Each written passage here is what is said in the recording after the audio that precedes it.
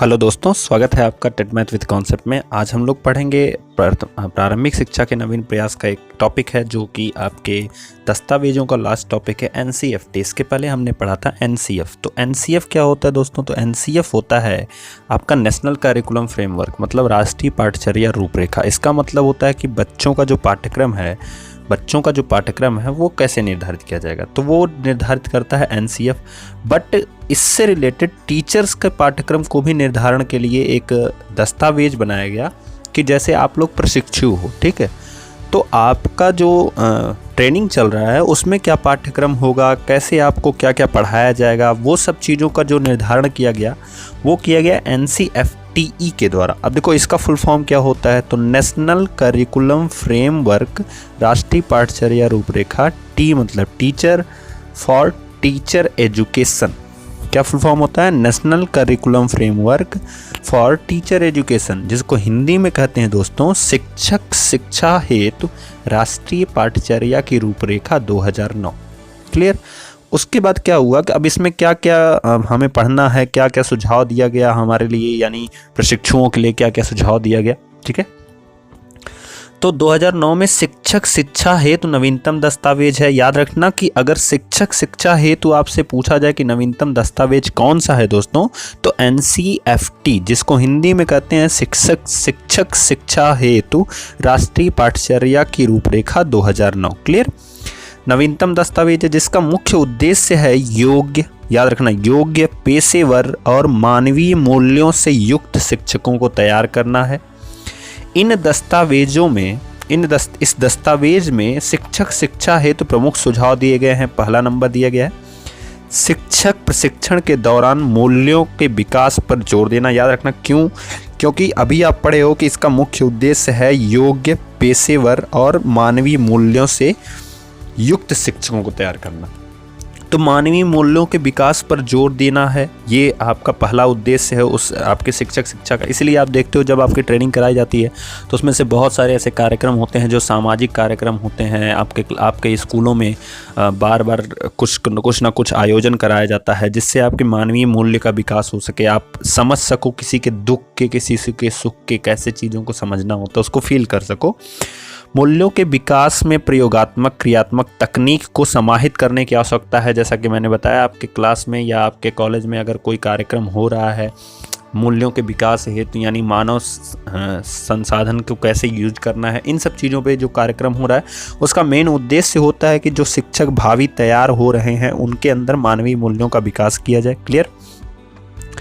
Next दिया गया है प्रशिक्षण के दौरान प्रशिक्षुओं को सूचना एवं संप्रेषण तकनीक, सैद्धांतिक एवं प्रयोगात्मक जानकारी दिया जाना चाहिए। इससे वे भविष्य में अपने ज्ञान को अद्यतन रख सकेंगे। अब देखो क्या होता है कि तकनीकी, सैद्धांतिक और प्रयोगात्मक जानकारी का मतलब ये होता है कि आप सिंपल सी भाषा में समझो करंट अफेयर। ठीक है, तो आप डेली के डेली चीज़ों से अवेलेबल रहो। जैसे आप देखते हो कि कोई भी दिवस होता है तो आपके स्कूल में बताया जाता है कि आज ये दिवस है, आज ये दिवस है। तो इससे क्या होता है कि आप करंट अपडेटेशन के थ्रू आपको समझाया जाता है ये सारी चीज़ें, और ये इंपॉर्टेंट होती हैं। अगर आपके स्कूल में ऐसा हो रहा है तो अच्छी बात है, नहीं हो रहा है तो होना चाहिए। ठीक है। तीसरा दिया गया है प्रशिक्षण अवधि में प्रशिक्षुओं को यह बताना चाहिए कि शिक्षण सामग्री को ऑडियो वीडियो के रूप में कैसे परिवर्तित किया जाए। मतलब जो भी आप पढ़ाने जाओगे तो आप स्कूल में कैसे जो भी सामग्री है उसको ऑडियो में या वीडियो में कन्वर्ट कर सकते हो, ऐसी व्यवस्था की जाए जिससे वे स्वतंत्र रूप से इस विद्या को स्वयं सीख सकें। इस विद्या के पठन पाठन को मनोरंजक बनाया जा सकता है। याद रखो, अब कैसे ऑडियो वीडियो में कर सकते हैं, तो जब भी कोई चीज़ आप पढ़ाने जाओ उसका अगर आप चित्र दिखा रहे हो, ठीक है, अगर आप उसका चित्र दिखा रहे हो, मान लो आप कुछ भी पढ़ाने गए, लीफ पढ़ाने गए किसी तरह की, तो आप जब उसका चित्र दिखा रहे हो तो चित्र जब दिखाओगे तो बच्चे को ज़्यादा समझ में आएगी। ठीक है, तो इस तरह की ऑडियो वीडियो बहुत ज़्यादा ज़रूरी होती है कि सामने इंसान चित्रों से सीखता है, चित्रों को देखता है। अब जैसे मैं आपसे बोलूँ कि दक्षिण भारत में एक जगह है अरिकामेडु, तो कहाँ है आपको दिख रहा है? नहीं, लेकिन मैं अगर आपको मैप पर दिखाऊँ कि अरिकामेडु है तो आपको एक आइडिया लगेगा। अब उसके बाद में जब मैं बताना शुरू करूँगा तो आपको तुरंत दिमाग में आएगा अच्छा इस जगह की बात हो रही है। एक तरह से साइकोलॉजिकल चीज़ें कनेक्ट करती हैं बच्चे के दिमाग से और उस टीचर के दिमाग को। ठीक है, उसके बाद है समय समय पर शिक्षकों को दृष्टिकोण विकसित करने से संबंधित प्रशिक्षण प्रक्रिया पर जोर दिया जाना आवश्यक है।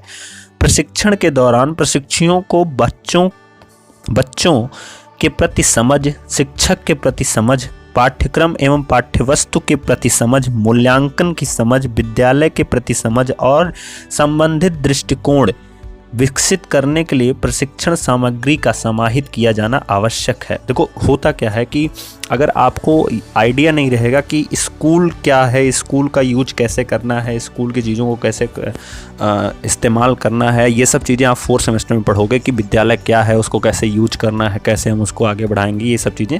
बट इसमें ये सारी चीज़ें लिखी गई हैं कि आपको मूल्यांकन की समझ होनी चाहिए, हमारा पाठ्यक्रम क्या है, हम अपने भावी यानी अपने साथ के साथी शिक्षक को भी हमें समझने की आवश्यकता होती है। मतलब एक सिंपल से बेस में समझो कि पूरी साइकोलॉजी का इस्तेमाल करना बहुत ज़रूरी है अगर आप एक टीचर बनने जा रहे हो। क्लियर।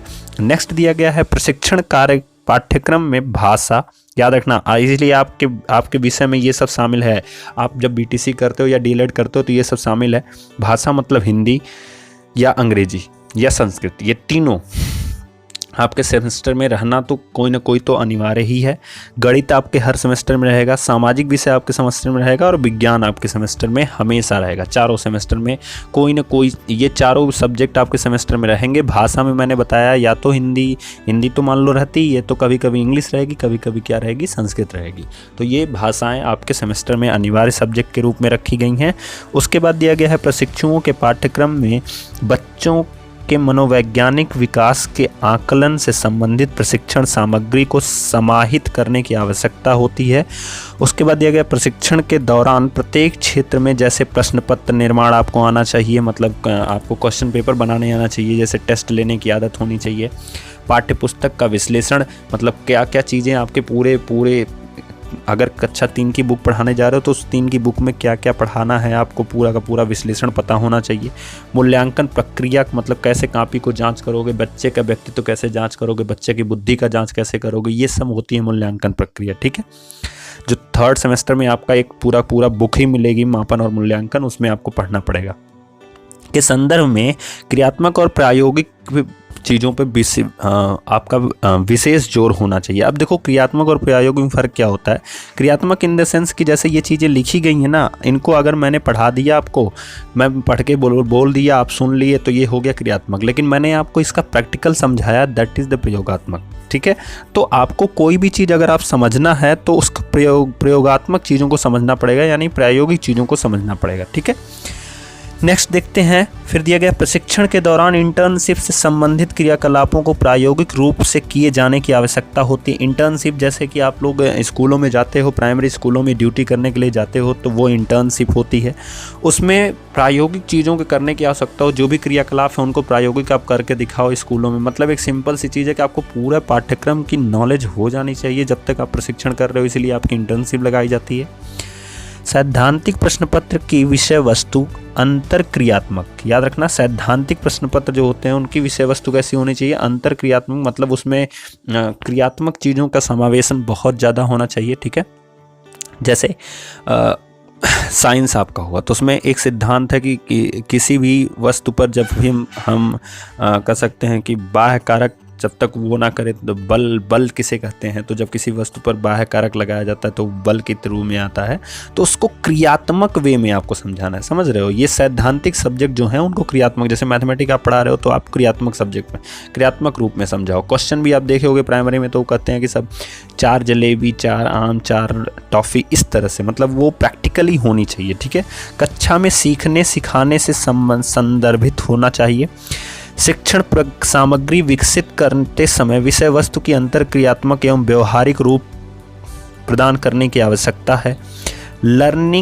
टीचिंग लर्निंग सेंटर की स्थापना की जाए, जैसे कि जो भी महाविद्यालयों में बीटीसी का ये चीज़ें डाली जा रही हैं, तो 2009 में ये बात कही गई कि नए नए टीचिंग लर्निंग सेंटर बनाए जाएं। फिर उसके बाद दिया गया है जहां सेवा पूर्व सेवारत। सेवा पूर्व का मतलब क्या होता है कि जो लोग अभी क्या काम कर रहे हैं, जो लोग जैसे आप लोग डाइट में देखे हो, ठीक है, तो डाइट में क्या होता है कि जो बच्चे अभी टीचर बनेंगे वो भी पढ़ रहे होते हैं और जो टीचर हैं उनकी भी ट्रेनिंग के लिए व्यवस्था होती है। तो सेवा पूर्व का मतलब होता है जो अभी पढ़ रहे हैं बाद में टीचर बनेंगे। सेवारत का मतलब होता है जो टीचर हैं इस समय प्रेजेंट में, उनके लिए भी प्रशिक्षण की व्यवस्था की जाए, सेवा पूर्व और सेवारत की प्रशिक्षण की व्यवस्था की जाए, ठीक है। उसके बाद दिया गया है प्रशिक्षुओं के लिए पूर्व बाल्यावस्था शिक्षण की तकनीक पर प्रशिक्षण की व्यवस्था की जाए। प्रशिक्षण के दौरान प्रशिक्षुओं को अनौपचारिक प्रौढ़ शिक्षा विषयक प्रशिक्षण तकनीक पर प्रशिक्षित किया जाए। मतलब इन सारी शिक्षाओं के ऊपर प्रशिक्षुओं को बताया जाए और ये बहुत इंपॉर्टेंट है। ये सब बहुत ज़्यादा लायबल होती हैं बिकॉज ऑफ दैट कि हमारे प्राइमरी में जो बच्चे आते हैं वो बहुत गरीब होते हैं और उनके मम्मी पापा उस तरह से चीज़ों को समझ नहीं पाते हैं, ठीक है। तो इन सब चीज़ों को बनाए रखने के लिए आपको प्रौढ़ शिक्षा, अनौपचारिक शिक्षा की बहुत ज़्यादा ज़रूरत होती है, जिसकी समझ आपको होनी चाहिए, जिससे आप उन गार्जियंस को मिल के सारी चीज़ों को समझा सको, ठीक है। फिर दिया गया है 10+2 स्तर के बाद 4 या 5 वर्ष का प्रशिक्षण कोर्स होना चाहिए। मतलब अगर 12 साल का हो गया है 10+2 मतलब 12वीं पास हो गया है तो उसके बाद प्रशिक्षण कोर्स कितने साल का होना चाहिए? 4 या 5 साल का। अगर आप ग्रेजुएशन कर लेते हो तो 2 साल का होता है। तो वही सब कुछ मिला जुला के रखा गया था 2009 में। उसके बाद दिया गया है विकलांग बच्चों को सामान्य बच्चों के साथ समेकित रूप से शिक्षा, जिसे समावेशी शिक्षा के नाम से जानते हैं। देखो समेकित मतलब ये होता है कि दोनों को एक जगह बैठा के पढ़ाना, सामान्य और विकलांग बच्चों को, ठीक है। शिक्षा हेतु प्रशिक्षण दिया जाना चाहिए। विकलांग बच्चों के प्रति समझ एवं पहचान संबंधित विषय सामग्री तैयार करनी चाहिए, जो कि आप 3rd सेमेस्टर में एक बुक पढ़ते हो। वहाँ पर मूल्यांकन तो एक बुक है ही, लेकिन उसके बाद एक बुक पढ़ते हो समावेशी शिक्षा। वो बुक आपको बताती है कि किसी भी विशिष्ट बच्चे की पहचान हम कैसे करेंगे और उसके लिए शिक्षा की व्यवस्था कैसे करेंगे। सेवारत शिक्षकों को विकलांग बच्चों के शिक्षण हेतु प्रशिक्षण सामग्री उपलब्ध करानी चाहिए। अब जो भी बच्चे विकलांग हैं उनको कैसे पढ़ाना है, वो कैसे चीज़ों को समझ सकते हैं, उसके लिए प्रशिक्षण सामग्री उपलब्ध करानी चाहिए। फिर दिया गया है अनुसूचित जाति और अनुसूचित जनजाति एवं अल्पसंख्यक बच्चों की शिक्षा से संबंधित प्रशिक्षण दिए जाएं। तो इनकी भी शिक्षा से संबंधित प्रशिक्षण आपको दिया जाता है, जो कि 3rd सेमेस्टर में आप पढ़ोगे समावेशी शिक्षा के अंतर्गत, तो आपके इस बुक में आता है। तो ये इतनी सारी चीज़ों को 2009 में NCFT द्वारा लिखा गया था और ये बहुत इंपॉर्टेंट दोस्तों, आप देखोगे पूरी प्रक्रिया इसी के बेस पे चल रही होती है। एंड नोट में मैंने लिखा है इसके पहले जितनी चीज़ों का हमने पिछली वीडियो के द्वारा अध्ययन किया सभी केवल कागजी दस्तावेज थे। जितनी भी चीज़ों का NCF, NCFT सब कागजी दस्तावेज हैं, ठीक है। इसके बाद जितनी भी टॉपिक्स हम आगे पढ़ेंगे वो दस्तावेजों में दिए गए सुझावों को साकार करने के लिए ज़मीनी स्तर के कार्यक्रम हैं। अब हम वो चीज़ों के बारे में पढ़ेंगे कि जो अब जैसे मान लो ये सारी चीज़ें सुझाव दे दी गई, तो इनको कैसे अप्लाई करा जाएगा, कौन से कार्यक्रम के थ्रू अप्लाई किया जाएगा, ठीक है। जैसे मान लो एक मूवी होती है तो मूवी की स्क्रिप्ट लिखी होती है, कहानी लिखी होती है। उस कहानी को ज़मीन पे लाने के लिए किसी हीरो की ज़रूरत होती है, कैमरामैन की ज़रूरत होती है, पिक्चर हॉल की ज़रूरत होती है। तो वो सब चीज़ें कहाँ से आएंगी, किसको हम हीरो बनाएंगे, किसको कैमरामैन बनाएंगे, किसको पिक्चर हॉल बनाएंगे, तो वो सब चीज़ों के उसके बाद उसी मूवी का एक नाम दिया जाता है। तो उसी तरह से उस कार्यक्रम का एक नाम दिया जाएगा और उस कार्यक्रम के थ्रू हम उस जितने भी दस्तावेज लिखे गए हैं, उसमें सुझाव लिखे गए हैं, उनको हम ज़मीनी स्तर पर लाएंगे। अतः आप लोग पिछले वीडियो को देखकर ही आगे देखें तो ज़्यादा बेहतर समझ में आएगा। तो मैंने आपको लोग ये रिकमेंडेशन की है। एंड अगर आप लोग पहली बार चैनल पर जुड़े हो तो प्लीज़ चैनल को लाइक, सब्सक्राइब एंड शेयर जरूर कीजिएगा और अपने दोस्तों के पास शेयर कीजिए। तब तक के लिए दोस्तों थैंक यू सो मच।